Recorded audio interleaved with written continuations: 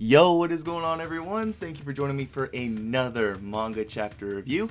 And in today's video, we're going to go ahead and take a look at the most recent chapter of My Hero Academia, chapter 341, the story of how we all became heroes, minus.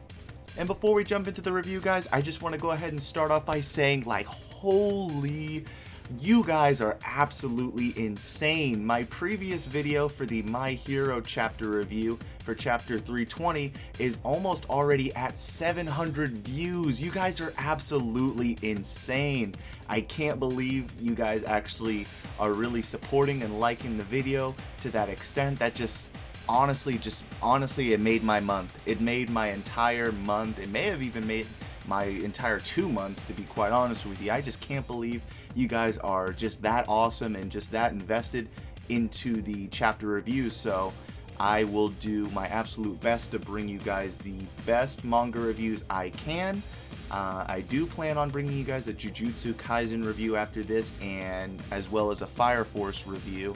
I'm flirting with the idea of adding in a Dragon Ball Super review. I just recently read it because I accidentally forgot that the new chapters come out on the 20th of every month. So I read it. I'm not quite sure if I want to do a review on it yet because I still have my hands full with the Jujutsu Kaisen and then Fire Force reviews. But I definitely will make a attempt at getting to it. But if it's something that I can't get to, then perhaps I'll look at the idea of wrapping in a multiple chapter review for Dragon Ball Super. That I am not sure yet, but I just want to go ahead and give you guys another just heartfelt thank you so much. When I woke up today and saw, because originally I woke up and I saw that the video was at 400 views, and then a few hours later rolled around and it was like 600 views. You guys are just absolutely insane. I want to personally thank everybody who watched the video and everybody that commented on it and liked it as well, and thank you to all of my new subscribers that I got off that video. You guys are just the freaking best. So I'm gonna go ahead and wrap up the sort of thank you right there, and we're gonna go ahead and jump into the synopsis of the video.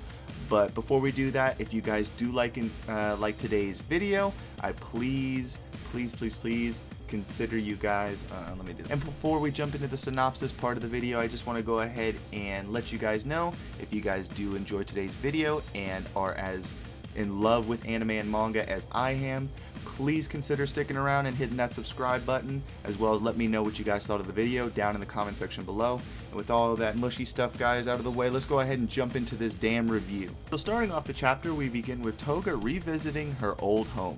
Outside of Toga's home, we can see words such as die, demon, born a burden, vampire demon, and get out sprayed all over the brick walls. As Toga enters her old home, we get a third-person perspective as to what she is thinking when there are still people inside.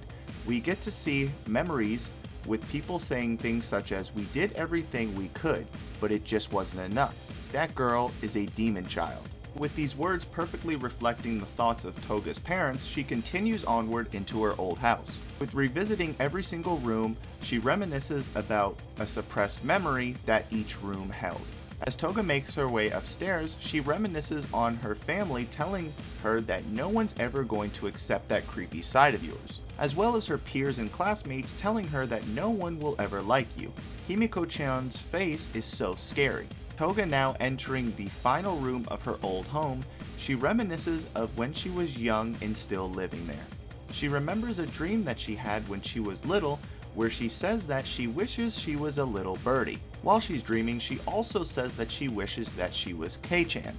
With Toga showing extreme obsession for both the bird as well as Kei-chan, she goes into extreme detail as to why she loves both of them. Toga's dream continues, and she explains that how every night she has a dream, that there's a red sparrow dancing. She can feel its feet gently moving on her belly. With Toga's dream now taking a more odd and grotesque turn, she tells us that he begins to eat away at her belly button. Before I notice it, he's dancing inside of me, dyed bright red from head to toe. So cute. With her dream now concluded and us readers being completely grossed out, she states that they threw away all of her stuff. With Dabi eavesdropping and interrupting Toga, he tells her that who would have thought that even a psycho like you has feelings. Not playing into DABI'S games, Toga lets him know that she only wanted to revisit her old house, that is it. After Toga and Dabi going back and forth, Dabi asks that if Toga has what it takes to destroy this pathetic world. With Toga reassuring Dabi that she has what it takes, Dabi then setting his sights on All for One's plan and making sure it comes to fruition, telling Toga that the sun will rise tomorrow impartial to all, so let's have a good laugh. Worried if the heroes will come after them or not, Toga asks Dabi if it's okay and if the heroes will come after them. Dabi reassuring Toga that the heroes' manpower is stretched far too thin to go after the villains now. Going into more of his hatred towards his father Endeavor, Dabi tells Toga that when they need it, they will use their backup plan, which is a secret vial of Twice's blood that Dabi was able to store before leaving the deceased Twice back during the war arc.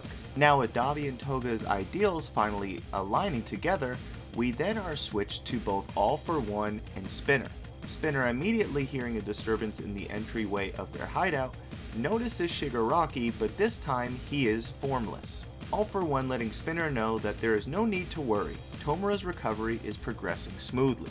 Also going into detail as to how Tomura is overcoming the quirk singularity placed on him by Stars and Stripes within their battle. With Spinner now being caught up to speed about Shigaraki's state and recovery pertaining to the quirk singularity by All for One, Skeptic jumps in to tell Spinner that out of all villain activity, he is sure that people are well aware of the percentage of pertaining to mutants.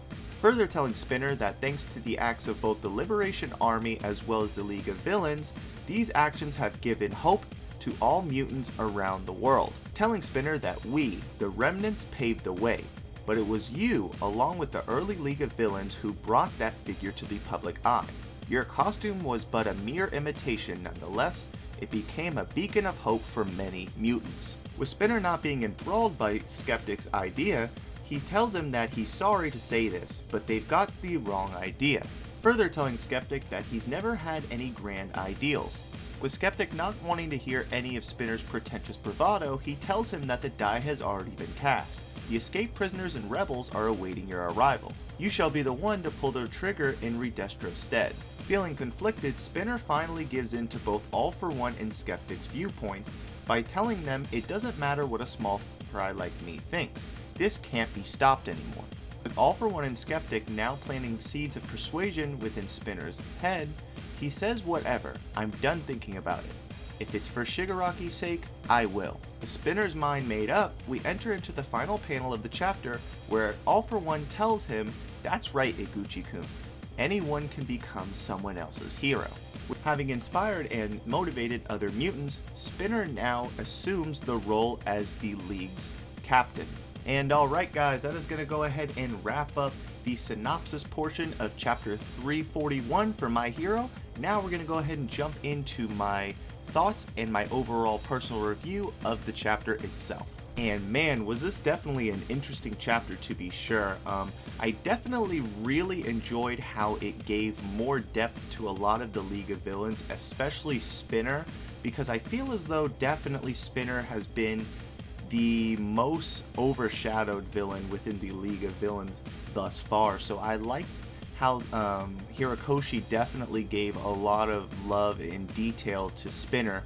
And not just that really, but giving more backstory to Toga and just really showing the interactions between her and Dabi, further cementing their companionship and just showing how the League of Villains, in a way, what I really like is showing that the League of Villains is not, they can be perceived as villains, right? But at the end of the day, they're just heroes that society let slip through the cracks, which is something I really enjoyed. I find that these villains, you can really root for them because they're really the opposite end of the same coin, because it's just something that you really feel invested about, and you don't feel as though they are really not just in their cause. Now obviously them wanting to kill heroes and do stuff like that obviously is bad, but if you look at it from an outsider looking in perspective, you can definitely see that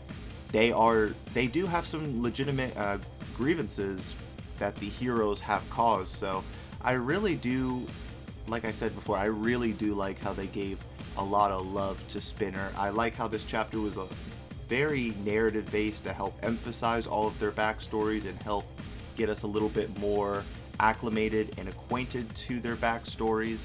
And my take home thing from this chapter is what I really loved about this chapter is the fact that we finally got to see the secret plan for Toga and her having that little blood vial of twice. So just imagine what this next war arc is going to be, or the second part of the war is going to be like, especially with Toga unleashing the Sadman's parade of twice.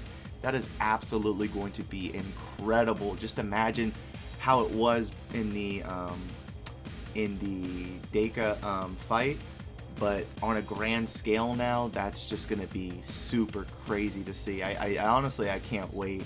And it is a little unfortunate that My Hero will be on a break next week, so unfortunately we're not going to see anything from My Hero for at least another 2 weeks, so that's upsetting, but at least we got a nice solid chapter this week. My review of the chapter, I would have to give it a solid 8 out of 10. I really liked it, but there wasn't really too much, as opposed to, I would like to have seen a little bit more backstory scene with Spinner and maybe explaining stuff with Shigaraki a little bit more. I know that All For One told him that the reason why he's like that obviously is because of Stars and Stripes hitting him with the quirk singularity, and that's why he's like that. But I would have liked to see it dived in a little bit more, and I also would have liked to see some outside perspectives of some of the other Liberation Army members that got arrested, such as Redestro, Getten, Trumpet. I believe Trumpet is arrested in the manga. I'm not quite sure, but I believe he was arrested. So I would personally, for the next chapter, I would like to see them give a little bit more shine to some of the other Liberation Army members that are still alive, seeing how their sort of what their plan is going to be to regroup with the League of Villains. It's definitely interesting to see because there are still a lot of pieces missing in this puzzle, but I feel as though we are getting a lot of holes filled with every chapter, and it's just slowly coming together to fill in that puzzle picture. So definitely very, very awesome. I really enjoyed this chapter. I definitely can see more bombs being dropped on us within the coming chapters, but unfortunately they are going to be taking a break next week, so we will have to be a little bit patient on that front. But I'm pretty sure whenever they do come back, the chapter will be absolutely fire. So yeah, guys, that's going to go ahead and wrap up my review. This chapter wasn't too ridiculously crazy. It was just more of a subtle chapter, as they've been doing with these previous chapters as of late.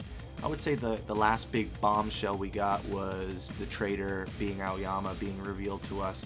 After that, everything's been pretty smooth, nothing too crazy after that. But yeah, guys, I'm going to go ahead and wrap it up there. If you guys did like the video, please go ahead and hit that like button, as well as consider sticking around and subscribing to the video, as well as leaving a comment and letting me know what you thought of the video, the manga chapter itself, and what you think is going to happen in the next manga chapter.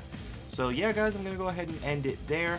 Please do look out for my Jujutsu Kaisen chapter review. I hope to have that up by tomorrow, because I do have a little bit of schoolwork stuff I gotta work on. I gotta study a little bit, but then as soon as I'm done, I'm gonna be doing recordings for that and making sure that we get that knocked out. And you guys, you do not want to miss that. That chapter is absolute fire. So with that, guys, I'm gonna go ahead and sign out, and I hope you guys have an amazing rest of your day. Stay awesome, everyone, and I hope to see you guys soon. See ya.